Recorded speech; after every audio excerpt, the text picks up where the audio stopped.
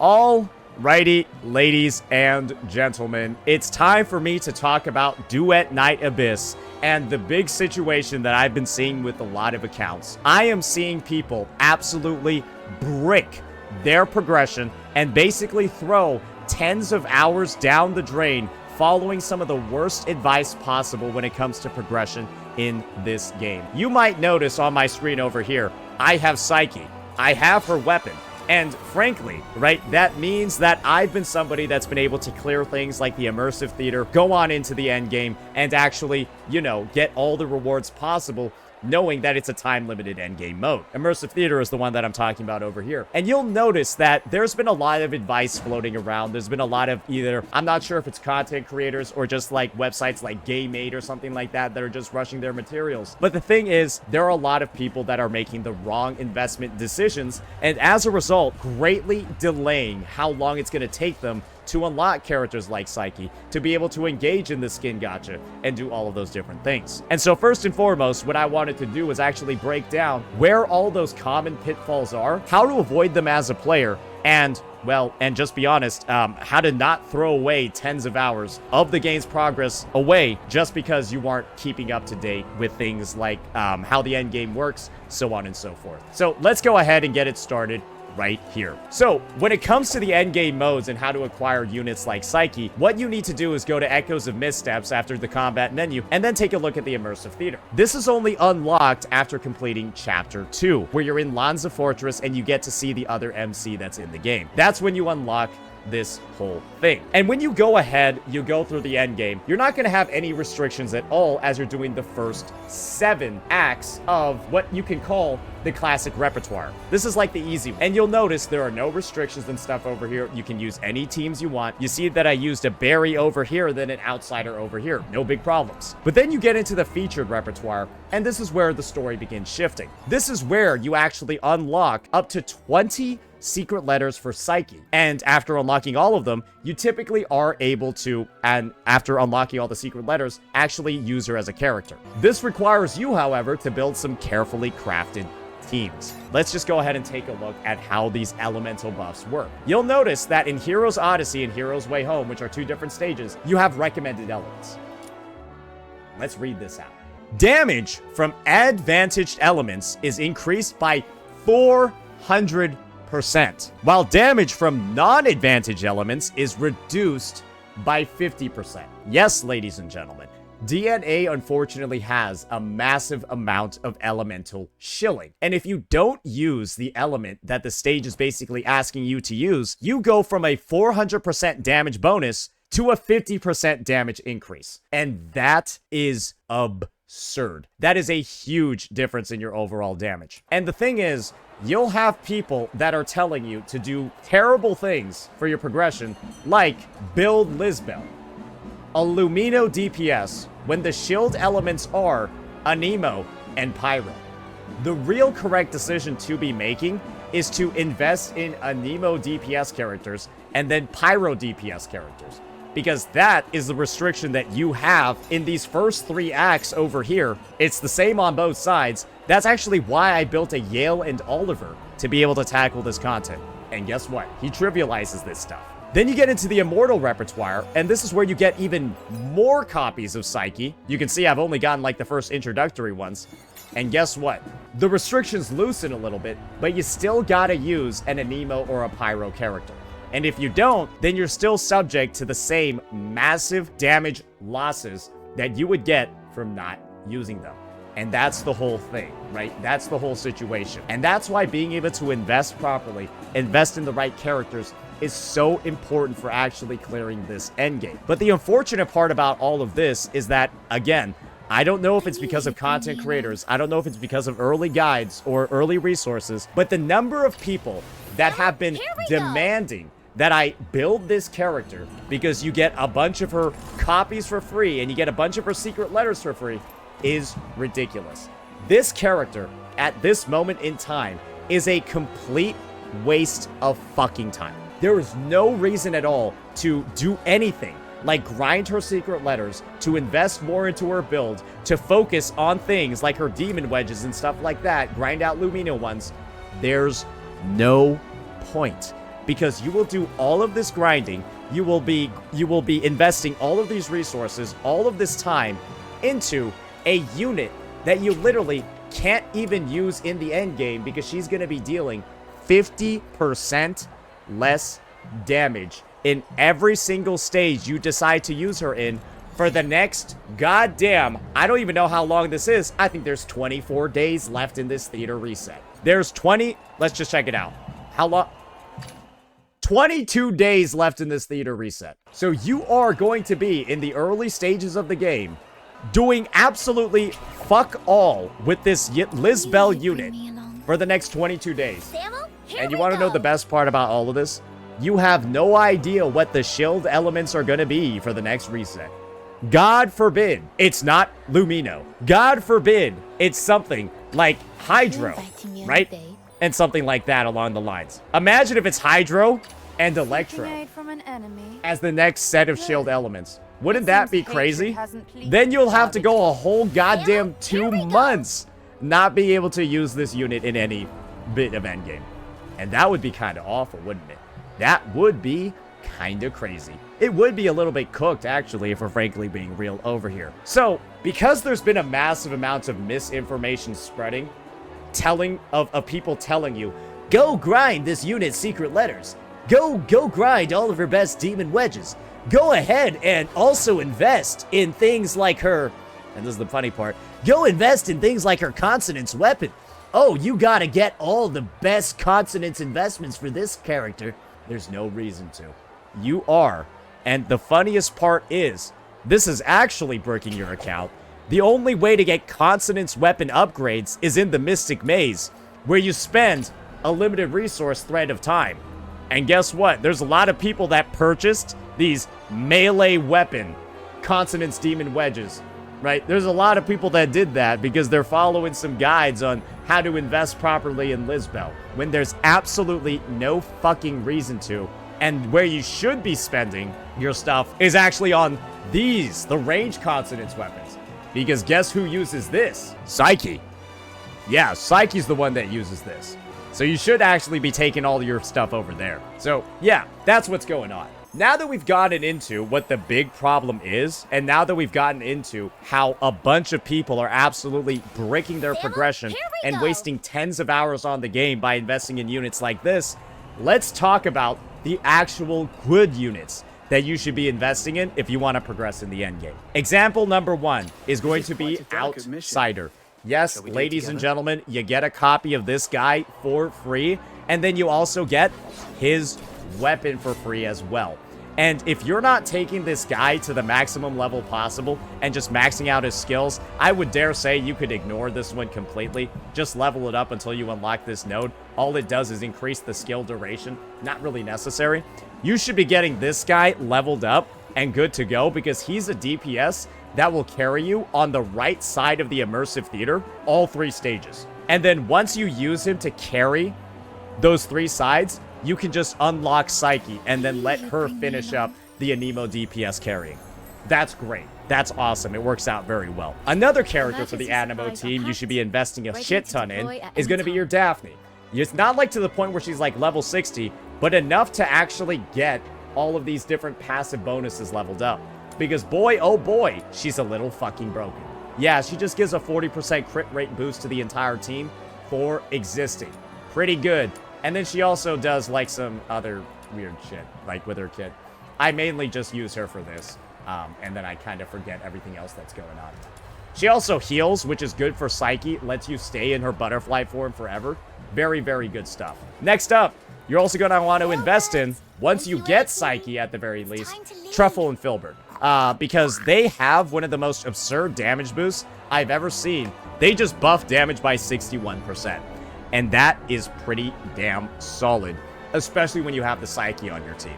You also end up healing as well with this unit. And like I said before, Psyche's a character that benefits a lot from healing because it allows her to basically infinitely stay in this crazy big damage form that she does. For example, when Psyche's HP percentage is above 15, flamboyant state, which is, you know, when she's in the air shooting and stuff like this, it consumes HP instead of sanity. which is pretty good. When you have 2 healers on the team, that's essentially, you get to spam this ability forever. And that can be really good in the content. So we've talked about all of these Animo characters that are meant to carry one of the sides of the immersive theater. Now let's go ahead and talk about some of the best Pyro characters, in my opinion, that'll help you with the other side. Margie is actually really damn good. She's actually really damn strong. And one of the reasons for that is mainly just her passive abilities. I don't think there's much of a point in leveling these things because, well, maybe her ultimate, because her AI ends up spamming it. But you're mainly leveling her up because of her passive bonuses. Check this one out. Grants an attack increase to other allies. She just gives you attack for existing. A 45% attack boost just for existing. That is Margie. And guess what? She's got another one as well. Available only when deployed as a combat partner, so she's not the main character on your team, but she increases attack again. This character is a walking 85% attack buff, and the only thing you need to do is put her in the team lineup. She's also Pyro, and therefore will benefit from the 400% damage increase in the Immersive Theater stages. And believe me when I say this, she should be on almost all of your Immersive Theater teams as long as you're in that second difficulty one on the left side. And if you don't have her in, you are kind of griefing, because her bonuses are absolutely nuts. Next is this. You have a choice of DPS characters that you can use. I personally went with Yale and Oliver for one specific reason. You can see from the skills highlighted over here, skill damage and skill range, he's a character that benefits a lot from skill damage. And, frankly enough, you get a free skill damage weapon just from playing the game. You get Wayne Wraith as like a quest reward, and that thing buffs skill damage. He is one of the easiest characters to get up and running. You just get your copies of him from the Nocturnal Echoes Commission. You go to the Crystallo file, and you can just grind him. You can already see I've got about 21 completions on his secret letter. That's what it took to unlock him. And, well, I didn't need to spend any of my secret letters at all to do this. All I needed to use was some of the remaining challenge attempts in Nocturnal Echoes. And then I got him.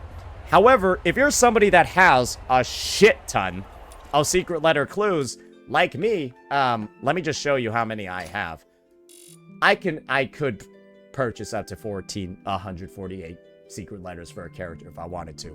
You can just go ahead, go for like 20 or something, and then just like go for Lynn if you want, right? I personally didn't feel like pulling this character that much. I just wanted to give Oliver and Yale a bit of a try. I'm happy with their performance on the Pyro side, no issues at all, but this is another option that you can go for very easily if you're looking for somebody to clear the Pyro content that's going to be available. Aside from that, there's not really any other options on the Pyro side. You can kind of see over here, the options are very limited. So if you do want like a finalized lineup, you can go for Lynn, Margie, and then of course Yale and Oliver to round it all out.